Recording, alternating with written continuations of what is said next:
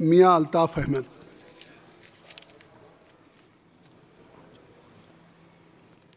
Sir मैं आपका बहुत मशकूर हूँ, आपने मुझे बोलने के लिए टाइम दिया। मैं जम्मू कश्मीर से हूँ और हमारी हिंदुस्तान की सदर ने जब यहाँ पे अपना ये एड्रेस पढ़ा तो उसमें सबसे ज़्यादा और अवलीन जो बताई गई अचीवमेंट वो जम्मू कश्मीर के बारे में बताई गई,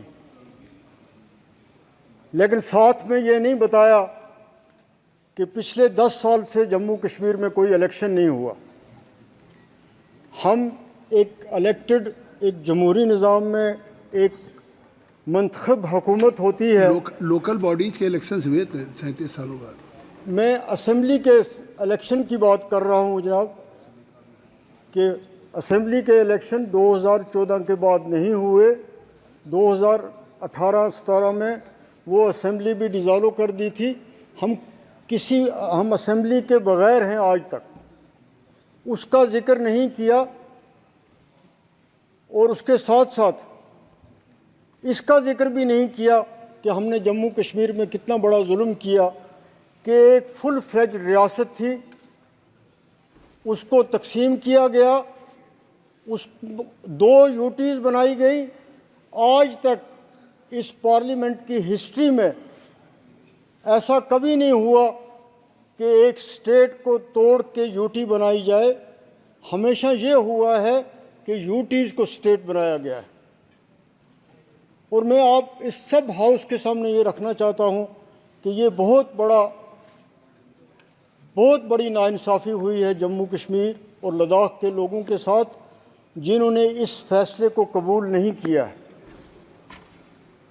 हम चाहते हैं कि हमारे जो हकूक़ छीने गए हैं उनको वापस दिया जाए, फ़ौरन इलेक्शन करवाए जाएं और हमारी स्टेटहुड फ़ौरन वापस की जाए।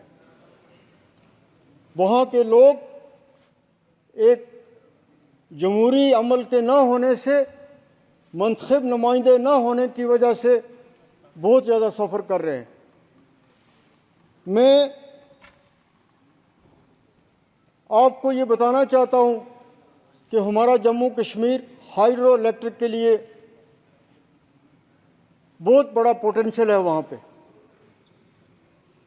इतना पोटेंशियल है कि अगर हमें वो पावर प्रोजेक्ट्स दे दिए जाएं तो हमें, अगर सरकार यहाँ से पैसा ना भी दे डेवलपमेंट के लिए, तो हम अपनी डेवलपमेंट कर सकते हैं।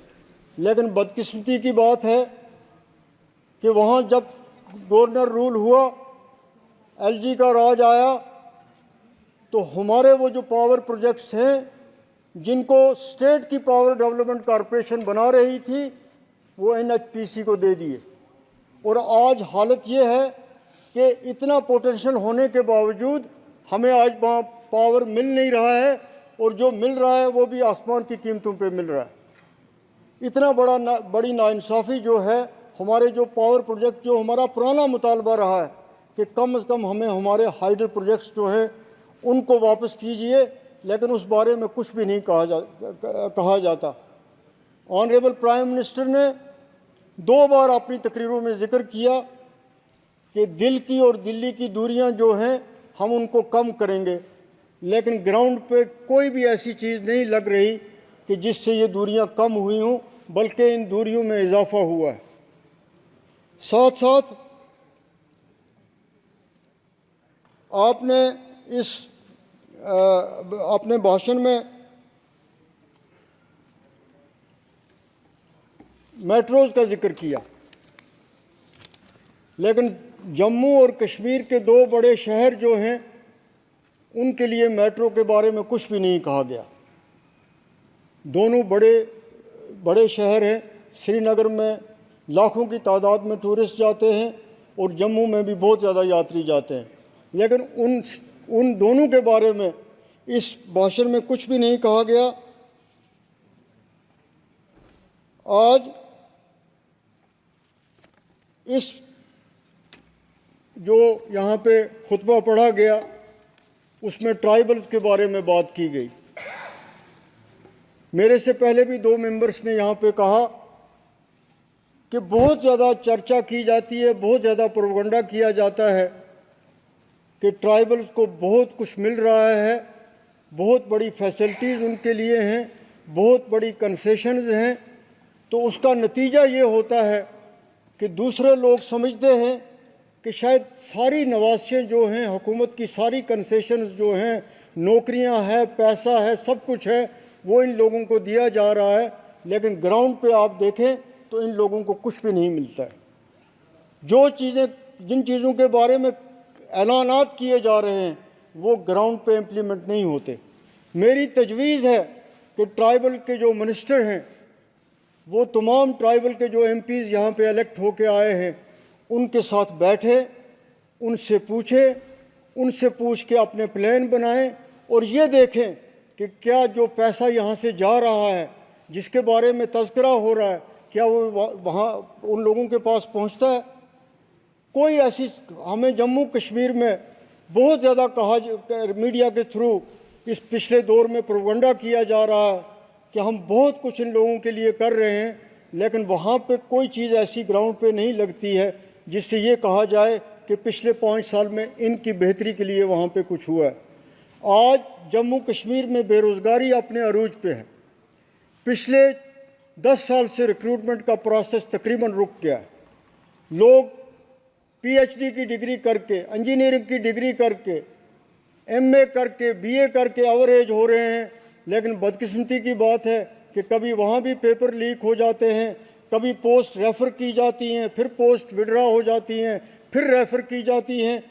तो इस सेंसिटिव स्टेट में एक बेरोज़गारी इतनी बढ़ जाए, इस हमारी रियासत के साथ साथ पूरे मुल्क में इस वक्त बेरोज़गारी जो है अपने अरूज पे है। और सबसे बड़ा मसला जो है इस मुल्क को दरपेश है, ख़ास तौर पे हमारा जो जम्मू कश्मीर है उसको पेश है, वो बेरोज़गारी का मामला है। और उस पे इस एड्रेस में उसको एड्रेस करने के लिए कोई चीज़ जो है, कोई रोड मैप उसके लिए नहीं दिखाया गया है।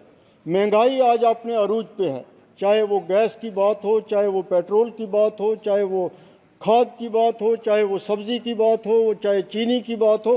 हर चीज़ जो है उसका रोज़ बरोज़ वो महंगी होती जा रही है। ऊपर से जीएसटी ने लोगों की कमर तोड़ के रख दी। तो इन चीज़ों के बारे में इस एड्रेस में जो मेन इश्यूज़ थे, जो लोग इस वक्त सफ़र कर रहे हैं, उनके बारे में कुछ भी नहीं कहा गया है।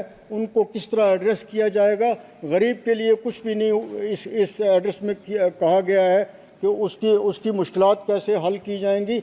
जम्मू कश्मीर में कई हज़ार मुलाजमीन जो हैं बेचारे, जो कैजुअल हैं, डेली वेजर हैं, फॉर सो मनी ईयर्स वो सड़कों पे हैं। अब उनको सड़कों पे भी नहीं आने दिया जाता। उनकी मुश्किलात को एड्रेस करने के लिए कोई भी कार्रवाई जो है वो नहीं हो रही है। एक सरकार भी वहाँ नहीं है और जो लोगों के मसले हैं उनके लिए भी कुछ नहीं किया जा रहा है। ना हमारे सियासी मामले में कोई पेशरफ्त हो रही है, ना हमारे इक़्तिसादी मामले में कोई पेशरफ्त हो रही है। इसलिए मैं पूरे हाउस से ये कहना चाहता हूँ कि जम्मू कश्मीर के बारे में जो कुछ यहाँ पे कहा गया, उतना कुछ वहाँ पे प्रैक्टिकली उसके बिल्कुल डिफरेंट पोजीशन है। और हम लोग जो जम्मू कश्मीर के हैं, हम सफ़र कर रहे हैं।